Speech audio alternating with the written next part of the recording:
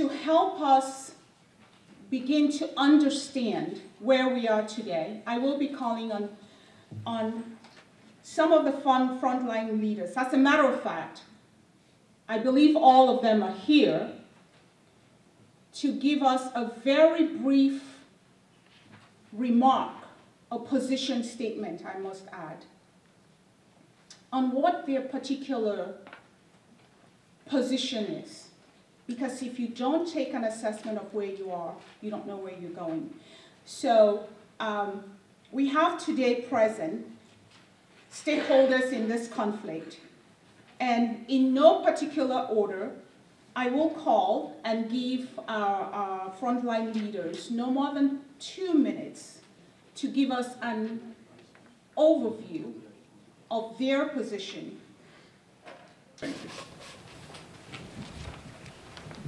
It's my singular privilege to welcome all of us here in this conference and to have this privilege in front of very respectable men, women, people who have labored and are laboring for the freedom, the ultimate freedom of our people.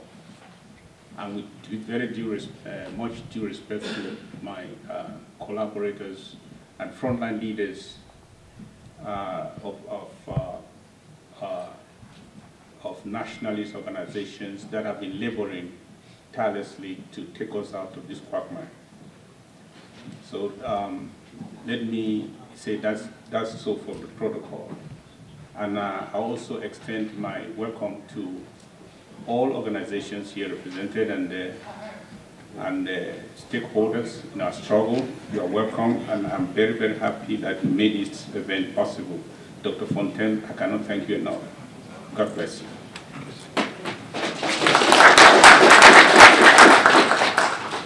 This is not another conference. This is a wake-up call to the consciences of all who have the power to come to the rescue of the British Southern Cameroon's Ambazonia. Africa's worst dictator, Paul Biya, is slaughtering our people with total impunity in unknown thousands, while stronger men in our world are standing and watching and only issuing strong statements. I wish to use this opportunity to urge Congress and the State Department to use their influence and leadership in the world to impose a ceasefire now in Ambazonia in order to truly help to put a stop to the ongoing atrocities and crimes against humanity currently being committed by Paul Biya of the Republic of Cameroon on our people. We urge the United States government to create the room for a negotiated settlement. I start with a conclusion to go into the details. The US, the UN, the AU, all right. There are many calls for dialogue, negotiation without precondition, but it is far from clear that the Cameroon government or La Republique is genuinely interested in that. It acts as if it prefers to annihilate all of us seeking to restore our independence. 58 years ago, next month, the United States, along with 63 other member states of the United Nations, cast a historic vote on the 21st of April, 1961, during the 994th plenary meeting of the United Nations General Assembly 4th Committee on Decolonization. That committee was chaired by Mr. Frederick H. Boland of Ireland, with Mr. Xian of China, and Vice Chair, and Mr. Borg of Denmark in the role of rapporteur. That session terminated Trusteeship Agreement number 118 of 1946. The United Nations General Assembly Resolution 1608-15, which was passed by 64 yes and 23 no votes and 10 abstentions, is still there in the records. In addition to the mechanism and the framework for such a dialogue or negotiation is not in place to make it a reality. The US cannot call for inclusive dialogue forever without setting out to create a framework.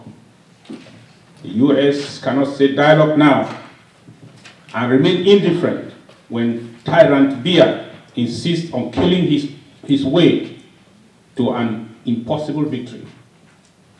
I say it's an impossible victory. Let them know that they will not win this through the barrel. No, no more. This conflict has been going on for over 2 years now and has resulted in horrific atrocities and unbelievable trauma on the people of the British Southern Cameroons. In total violation of international law, our leaders were abducted on January 5th, 2018, and whisked to La République du Cameroon, kept incommunicado for 10 months, and are currently being tried under terrorism laws in the bogus military tribunal in Yaoundé, in a language they do not understand, just to justify the death sentence. Schools have been disrupted over the last 3 years as a result of this conflict. Targeted killings and massacres are carried on a daily basis. There are reports of alleged use of chemical weapons by the soldiers of Mr. Biya on southern Cameroonians. Hundreds of villages, including homes, schools, and clinics, are being destroyed or burnt down with patients inside. Women and girls are being raped, tortured, imprisoned, and killed by the monster regime of Paul Biya. More than 100,000 refugees have taken refuge in neighboring countries such as Nigeria, Ghana, and La République du Cameroon. According to the United Nations Resident and Humanitarian Coordinator, Allegra Bayochi, about 4.3 million people, mostly women and children, are in serious need of life-saving support. Millions of people, including women and children and the elderly, are internally displaced now. They are without food, without medication, or shelter. The mental and physical trauma on the people of southern Cameroon is unbearable. The world is now bracing for one of the worst humanitarian disasters in our time. Emergencies in Africa should stop. Church leaders have made several attempts to push for dialogue without success. Instead of the Cameroon government complying, they are trying to bully even the church leaders by starting lawsuits against the Catholic Church, Presbyterian Church, the Baptist Church. The government of La République clearly will not listen to anybody. We do not see ecclesiastical attempts of the church yielding any fruit. In the absence of sufficient international, political, and economic pressure. This message is for those who are believing against hope that Cardinal Tumi's initiative will yield any results. The United Nations Security Council has a responsibility to protect the people of southern Cameroon and find lasting solutions to the senseless war declared on them by Paul Biya. The interim government of the Federal Republic of Amazonia strongly recommends that this matter of the southern Cameroon's war of annexation take center stage in the Security Council now, without further delay. Any further delay without even a UN fact-finding mission to Amazonia at this time will tantamount to complicity to allow genocide. The world has not forgotten those who did nothing to stop the Holocaust. The world has not forgotten those who did nothing, who folded their hands during the Rwanda genocide. We therefore call on the US Congress and the State Department to use their influence to make a clear call for and lead the way towards an international mediation of this conflict now, and make place for peace and justice to return in our country, the Southern Cameroon, Ambazonia. And I want to appeal to all of us to say that together we will do better, because two are better than one. And if two are better than one, what about 10? 10 will be what? So, united will take longer. That's why I subscribe to collaboration and unity every day. I would prefer to dodge between bullets and dodge stones and make sure that I don't change. We have to work together. We are in this together. The things that unite us are more than what separates us. So we have to work together. We are in this together.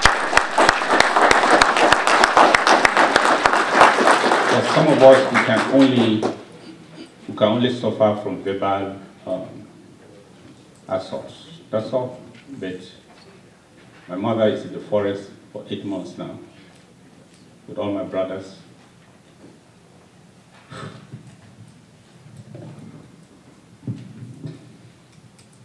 We have to either win together or we drown together. That's the truth. I cannot do anything to you which will affect the struggle, because if the struggle is affected, I'll be the greatest loser. That's what guides my actions and decisions. I pray that this conference will force to emerge another spirit that will change the face of our struggle. You're welcome.